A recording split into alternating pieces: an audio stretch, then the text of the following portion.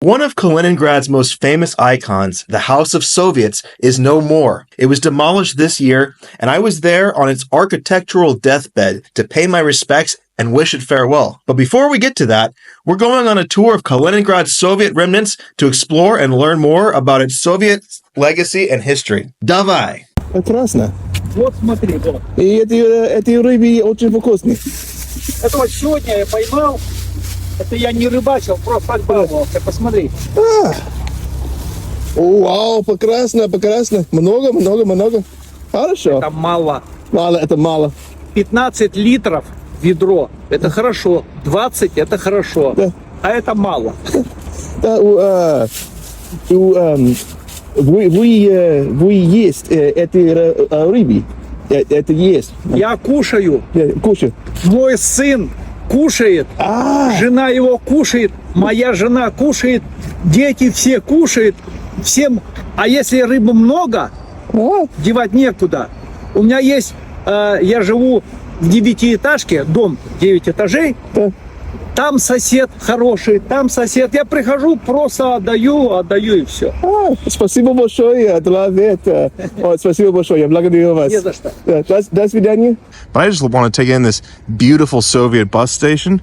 There's a canteen in there. We'll go inside and we're going to go get some, we're going to go to Stolovia and we're going to get a meal.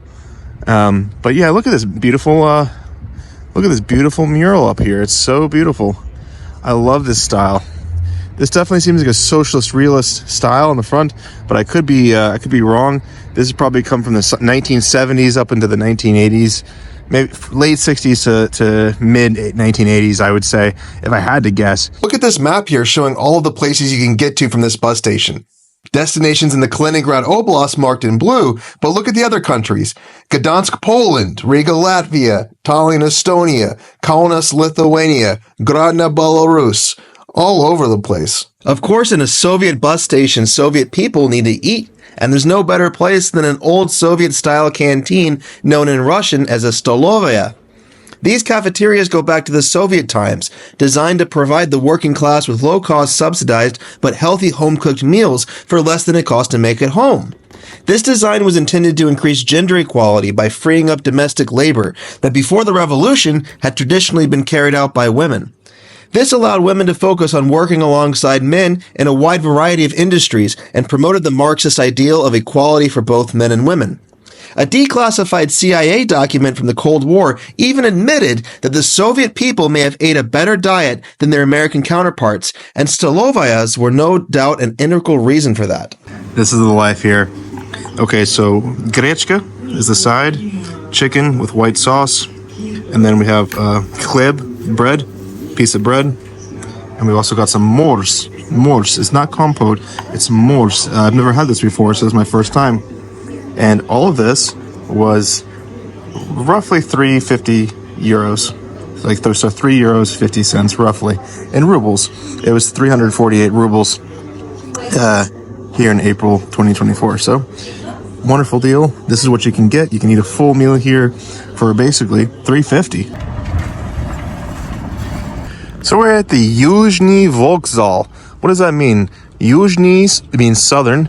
Vokzal means train station. So we're at the southern train station here in Kaliningrad.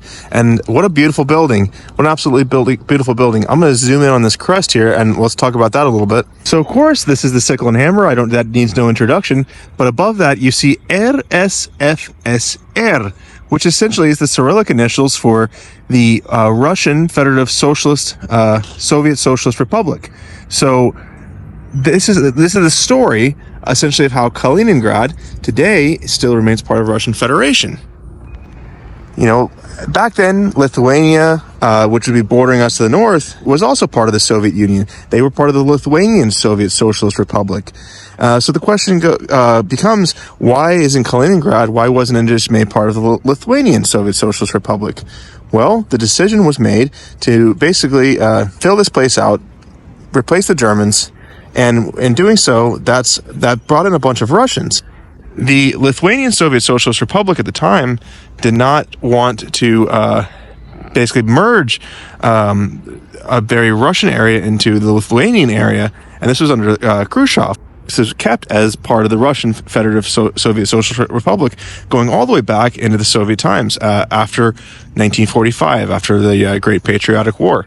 So after the end of the Soviet Union, when Lithuania declared its independence, this was not part of the Lithuanian Soviet Socialist Republic, so this wasn't independent. So as a result, because this was part of the Russian Soviet Republic, when Russia declared its independence from the Soviet Union, this became an integral part of the independent Russian Federation. So when Königsberg was renamed after the Great Patriotic War in 1946, who was it named after? Well, it'll be this gentleman right here, Mikhail Kalinin. And for those of you who may not be super familiar with Soviet history, you may not know who Mikhail Kalinin is. Well, he has a very impressive story. This man started as a peasant and then rose at the time of his death from a brief retirement, was leading the Russian Soviet Socialist Republic. Quite a leap of career, really. If you look around the Western world today and you look at politicians, how many of them started off their political careers as peasants? I would say none. The vast majority, if you look at the politicians, they're usually well-funded, well-educated, or well-connected. Perhaps they've come from a wealthy family across the Western world, at least where I live and where I grew up. This would be a very extraordinary story for someone to start as a peasant and to rise through the leadership into the high ranks of the leadership of the Communist Party of the Soviet Union. And this was a very, very important thing at the time. Kalinin served as a symbol that the workers can rise up from their exploitation and lead a revolution that then takes and gives ownership to the workers themselves, in this case, Kalinin as a peasant. Kalinin, unfortunately, retired in 1946 after a battle of cancer, and he passed away in 1946. And as such, it was seen as a tribute to rename the captured city of Königsberg after Mikhail Kalinin, to remember his sacrifices during the October Revolution, for which many times he was imprisoned. This is a little brief overview of Mikhail Kalinin, and here we are in a city named in his honor. Yes, and look, it's my old friend Lenin, standing very tall and handsome. I love the coat, the detail. The more Lenins you start to see, the more you start to recognize the different grades of Lenin. This is a high grade Lenin. There's a lot of detail here. You can tell that it was made from a very robust material, and this is right outside the House of Arts, behind. But you can see we've got a lot of renovations going on, which is always a good thing to see. Some countries take Lenin down. This is good to see. I love to see these statues left up, and it's beautiful. The statue's beautiful. The building's beautiful. Looks like we've got brand new park benches, probably brand new pavement and everything as well. So a lot of growth and development here going on for the better here in Kaliningrad. Last time I saw you, you were in Silame, Estonia, and you weren't in the best of shape. But I'm glad to see that you've recovered and you're here, and everything's going great. Vladimir, I'll see you next time. My old friend, we'll see each other again soon. До свидания, товарищ Lenin. Here we have another triumphal monument here of the victory over fascist Nazi Germany, right here in the this beautiful square here in Kaliningrad. Cathedral behind us. Honestly, elements of the Soviet legacy are all around the Kaliningrad Oblast. And for instance, like here's the Motherland Monument in Kaliningrad. Извините, пожалуйста, вы знаете, это дом советский? Yes. Да. Был дом советский? Yes. Да. Спасибо. Интереснее. Спасибо. Look at this clock right here with its own Soviet mosaic. Of course, it's very obviously a depiction of the globe. Here we see the Soviet Union on the left-hand side. And then on the right hand, we see, of course, Alaska and the beginning of North America, the Northern Hemisphere. And of course, right here, depicted in the mural, right here would be the Diomede Islands, where two islands, one Russian and one U.S. under the Alaskan control. The U.S. island and the Russian island are so close that in the winter time, the water freezes and you can actually walk across it.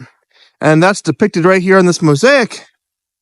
Of course, other parts of the mosaic here We have different cities. Ottawa with the distance maybe measured from the Kaliningrad. We see Greenland. And here, of course, we see Northern Europe. Of course, I live right here. Honestly, where this little nail is, that's pretty much where I live in Belfast. It's really interesting that little nail is right pretty much where I live, but that is the truth. And of course, as we come over here, we see Moscow, the capital of the Soviet Union, right here in big, bold letters. Really beautiful.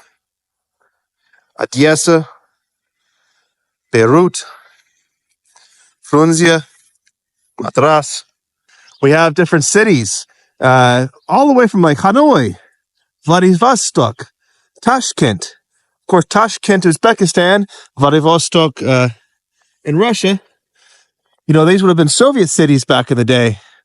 But what I thought was interesting was you even have Honolulu, Hawaii up there. So it's not just Soviet cities. I wonder, like, what was the decision-making process in the cities that they chose? It seems like at one point they told us they told the time. You can see Mexico, but right now I'm not exactly sure because there's no second hand. I'm not sure if these are actually moving or if these are actually working. Of course, you can see Havana, London right there.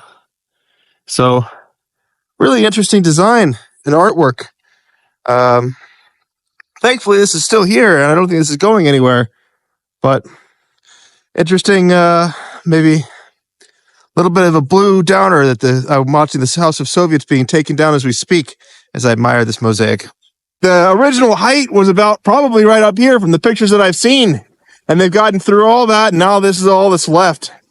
And it's interesting that I'm here. So many tribal vloggers have been here when this thing was sitting in ruins, but I'm here to watch it being taken down.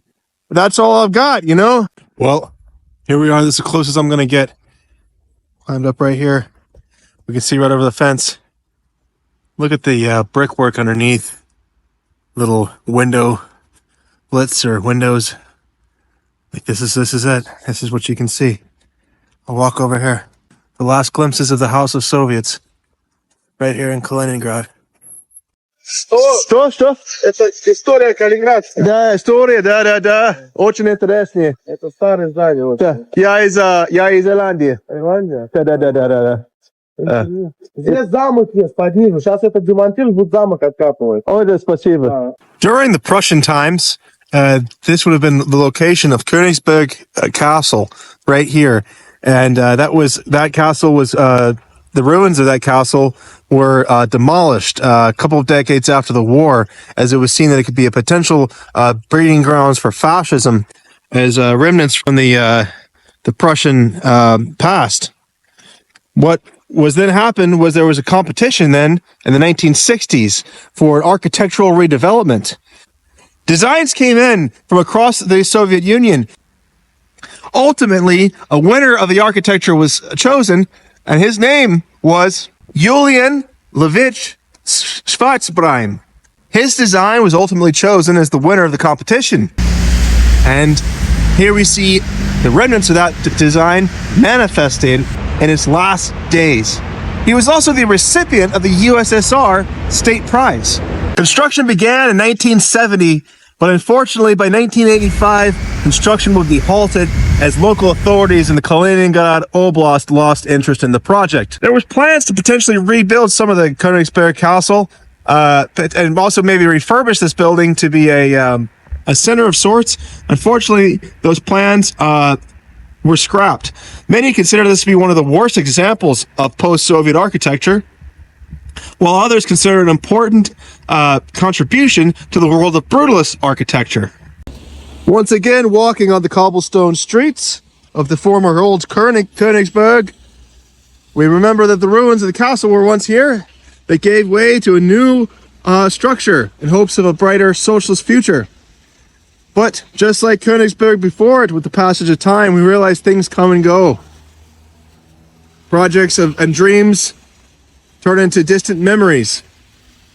But I'd like to say, from the bottom of my heart, the old makes way for the new and makes way for a better future here in the bustling city ever-growing city of Kaliningrad.